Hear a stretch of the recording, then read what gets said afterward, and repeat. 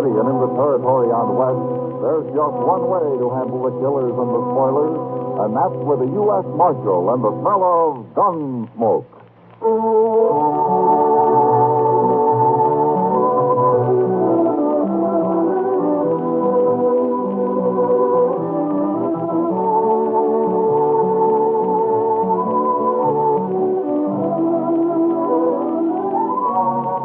Gunsmoke, starring William Conrad, the transcribed story of the violence that moved west with young America. The story of a man who moved with it. Matt Dillon, United States Marshal.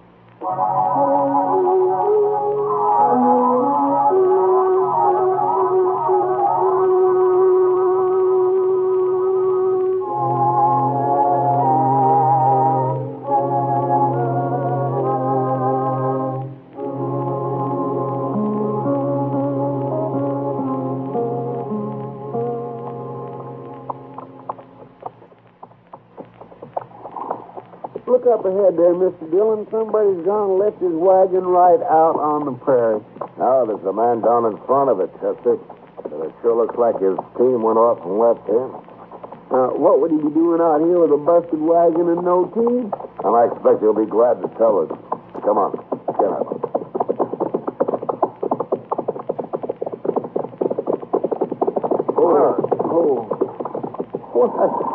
It's Mike Blocker. Yeah. Hello, Mike. Hello there.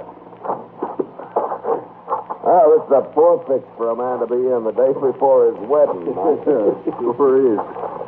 Well, it'll keep me sober, Marshal, and Matilda will appreciate that even if I don't make Dodge tonight. What happened, Mike? Where's your team? Oh, Chester, we hit a hole back there, and the whiffle tree busted, and that team... They just run off like they was glad to get shed of the whole dang thing. Well, it must have been quite a hole you hit to do this. No, not much. Look here, Marshal. The bar's been sawed half in two. Sure. It's them boys again. What boys? Them two crazy cowboys I hired on last fall.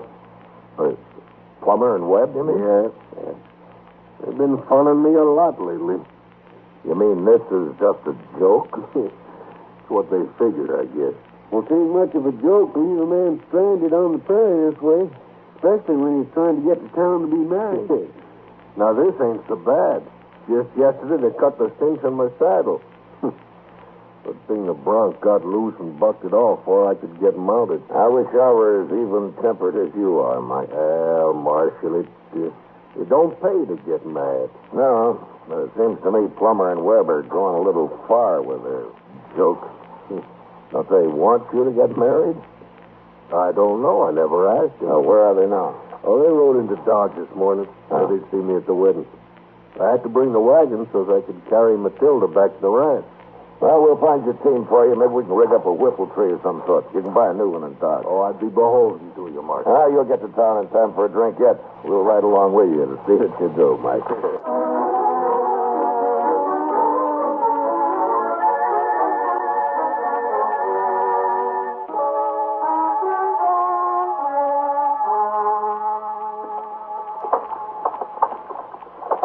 You want a beer, Chester? Well, no, sir.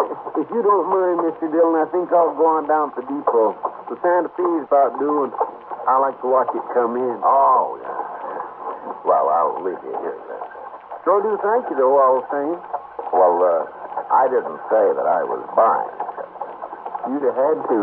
I'm broke. Man has to be mighty careful of what he says around you. I'll see you later. Okay, sir.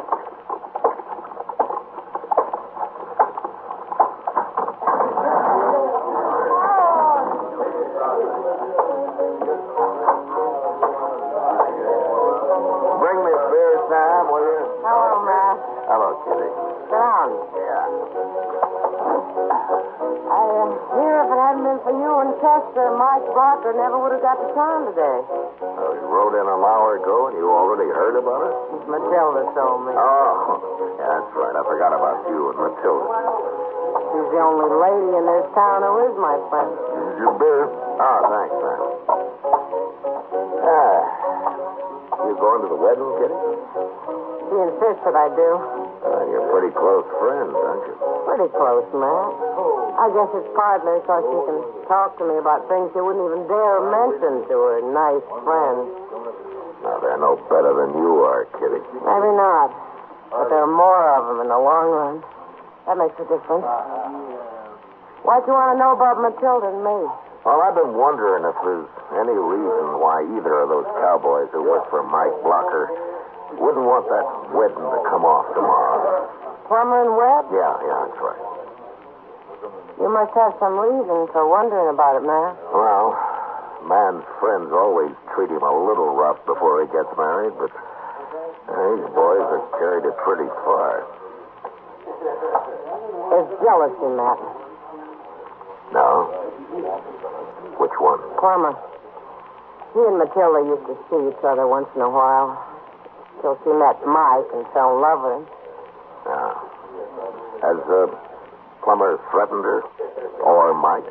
He's afraid of Mike in spite of his gentle temper. Yeah, he should be. But he told Matilda he'd make as much trouble as he could. What kind of trouble? Anything that'll embarrass her, I guess. Like a chivalry, but real unfriendly. Now, they started their chivalry a little early. They even tried to get Mike crippled up a couple of days ago. Oh, I didn't know about that. Well, nothing came of it, but I sure don't like to see anybody's wedding day spoiled. I think I'll look those two up and have a talk with them.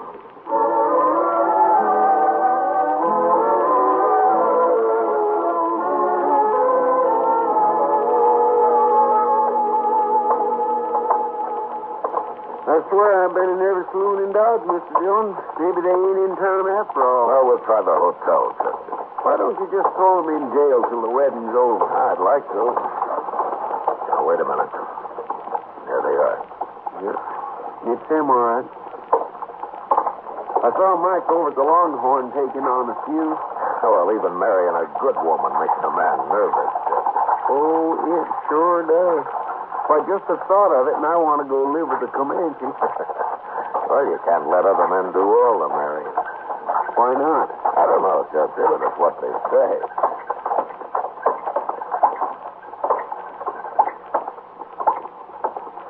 Hello, Plummer. Hello, Marshal. What's on your mind, Marshal? I seen you come all the way across the plaza. Well, I wanted to talk to you about the wedding tomorrow. Oh? You ought to be talking to Mike Blocker. He's the one that's getting married. We ain't, are we, Webb? No, we ain't. Did you think we were? All right, that's enough. You're not dealing with Mike Blocker now. You're dealing with me, and my temper's a whole lot quicker than his. No offense, Marshal. Webb didn't mean nothing. No, I didn't mean nothing. We're just in kind of good spirits. On account of the wedding and all. For sure, you know how it is, Marshal. You call it good spirits to try to get a man hurt 2 days before his wedding? How? Cutting the cinch on his saddle? Oh. Mike told you. He did. He didn't seem to mind as much as you do, Marshal. Don't be fooled by that. If Mike ever does get mad, there's going to be trouble. And I'm telling you to leave him alone. Oh, we ain't going to do nothing. Maybe a little chivalry after the wedding, that's all. I don't want either one of you anywhere near that wedding. Oh, now, Marshal, we was invited. The invitation's off. You understand me? Yeah, but Marshal... Shut up, Webb. He's the law. We won't go near the wedding if he says so. Oh, sir, we won't go nowhere near it. That satisfy you, Marshal?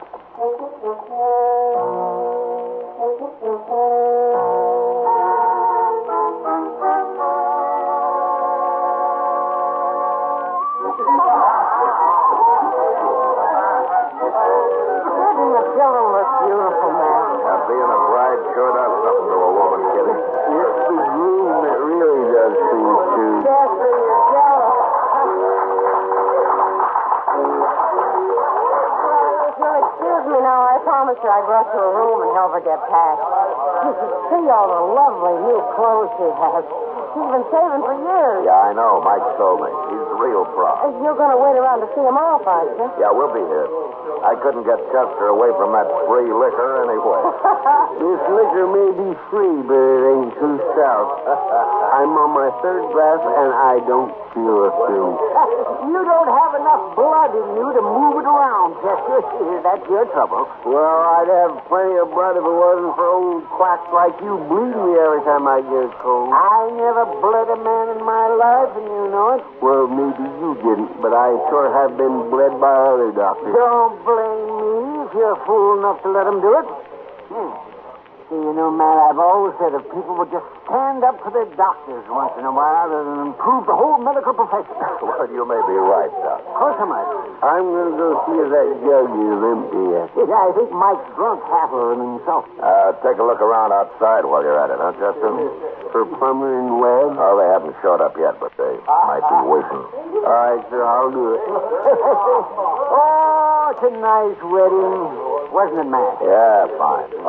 I brought some ammonia along in case Mike got too weak to go through it. His entrance was a little shaky, but he got his color back about the halfway mark. Matt. Huh? Oh, what's the matter, Kitty? Matt, it's terrible. That poor girl. Oh, what's happened? It's her clothes. All her new clothes. Matt, we went to her room to get a pack, and everything's been torn to shreds. What? It's a mess. And Matilda's up there crying her heart out. Plummer, I suppose. Of course we did it. Who else would? Poor girl. You better go back to her, Kitty. And don't tell anybody about it yet.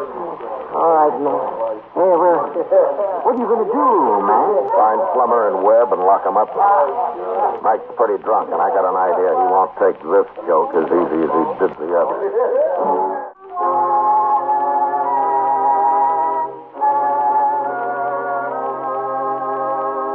I found Chester outside, but there was no sign of Plummer and Webb. We figured they must have sneaked into Matilda's room during the wedding ceremony, and while she stood downstairs happily becoming Mike's bride, they were up there ripping her trousseau to pieces. Still, I was less worried about her than about Mike. It was one thing to plague him, but to practice this cruelty on Matilda might well be the last straw. Chester and I went from saloon to saloon, but Plummer and Webb seemed to have disappeared. They must have left town, Mr. Dillon. Yeah, the Oasis over there's the only place we haven't been into yet. Might as well have a look. It's making pretty bold calling this place the Oasis. Oh, why? It's the poorest saloon in town.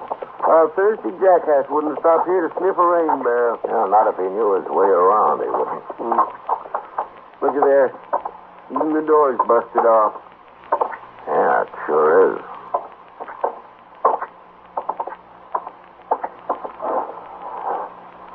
Mr. Dillon, this place is a wreck. Where is everybody? There's been a fight here, Chester. Oh, there's somebody. Look at his head. He's laying funny. What? Well, that's Webb. Yeah. He got his neck broke, Chester. Where'd that come from? They're behind the bar there. Maybe it's Plummer. No, that's not Plummer. Hey, get the beer off the bar and throw it on him, Chester. Yes.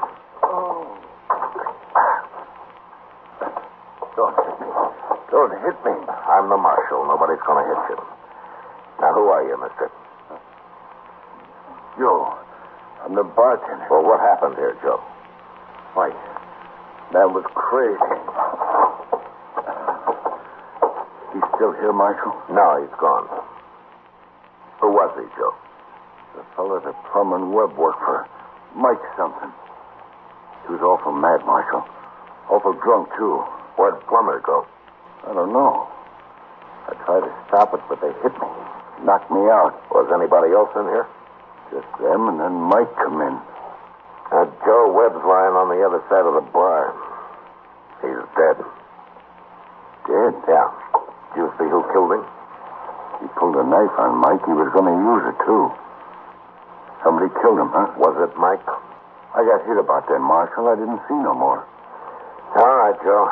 You do something about Webb there, huh? Look what they done to my place. It's ruined. Who's going to pay for all this? I don't know, Joe, but I'll try to find out.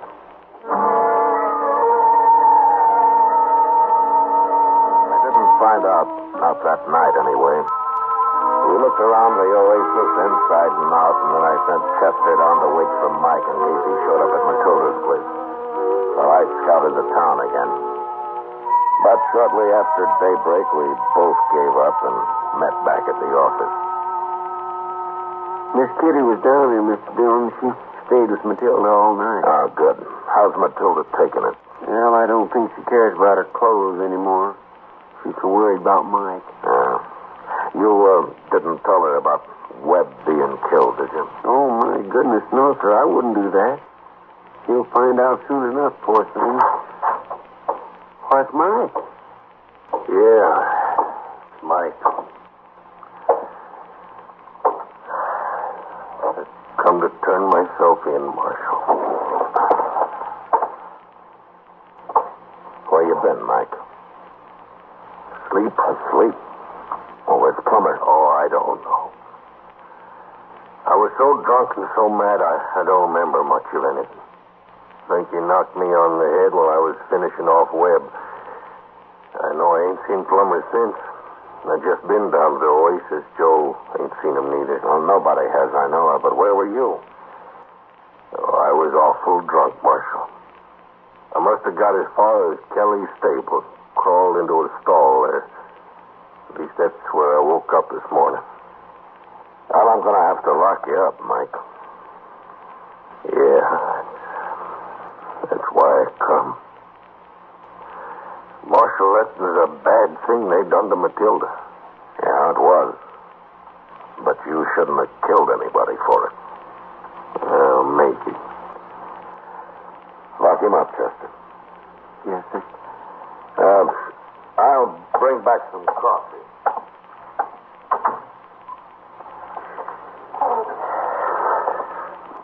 This way, Mike.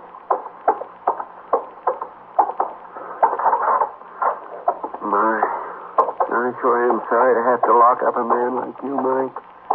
If you didn't, Chester, I'd just go find Plummer and kill him. There you are. Yeah. Mr. Dillon will be back directly. Then you can have some coffee. I don't want nothing.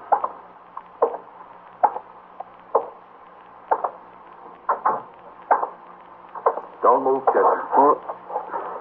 Plummer. I'll take your gun. Well, we've been looking everywhere for you. Are you glad you found me?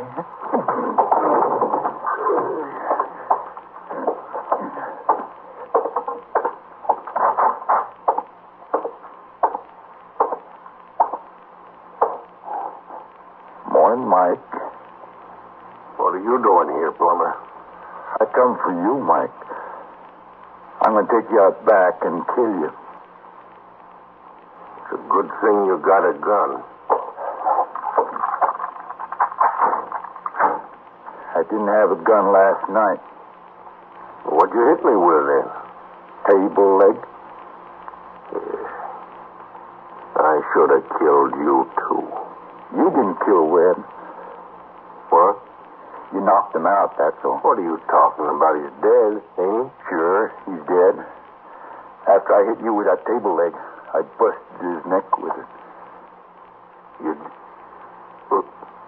What for? So they'd hang you for it. Well, then what are you doing here now? I've already admitted to killing him. I got to thinking, that's why. Thinking what? Well, when Doc gets a look at Webb, he'll know you couldn't have hit him that hard. Anyway, I figured you'd remember about it all. They'll hang you, Plummer. Not me. I'm going to kill you, and then I'm going to be gone to Texas. You shoot me, I'll hear you. I ain't going to shoot you. Less than I have to. I'm going to cut you, Mike. And you won't look very good when Matilda sees you. Matilda? We was friends once, Mike. Real good friends. You know the kind. You and Matilda. I'll tell you what it was like while I'm cutting your throat. Get out of that cell now.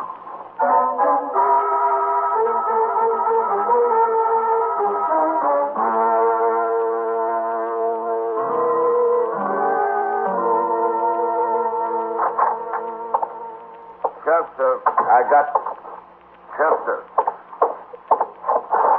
You all right? It was Plummer, Mr. Dillon. He hit me. I'm okay now. Come on, then. Come on.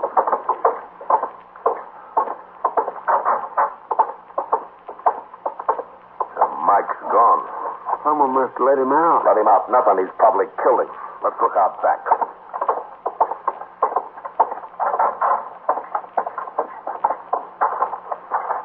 Look, Mr. Dillon. Yeah. It's Plummer. He's been beat to death. He sure has. His gun's missing, but he got that knife into Mike first. He's leaving an easy trail to follow. Come on. He headed for the alley. Wonder you didn't run into him out on the street. If he got that far. All right, stay back, Chester. I'll go around the corner first. Yes, sir.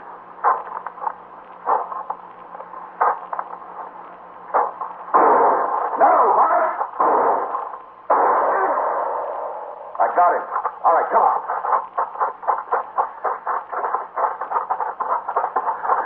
Mike, what did you shoot for? I didn't know it was you, Marshal. Thought maybe Plummer had come through. Now, Plummer's dead. You're not in very good shape yourself. He cut me a little before I got to him. Ain't bad, but I might have killed you. Thank you for not trying, Marshal. Well, we better get you up to Doc. He'll dig that bullet out of your arm. Sure. By the way, Mike, I saw Doc a few minutes ago. He'd been down looking at Webb. What did you hit him with? Oh, Plummer killed him. Told me so. He had a table leg, Marshal. Doc figured something like that.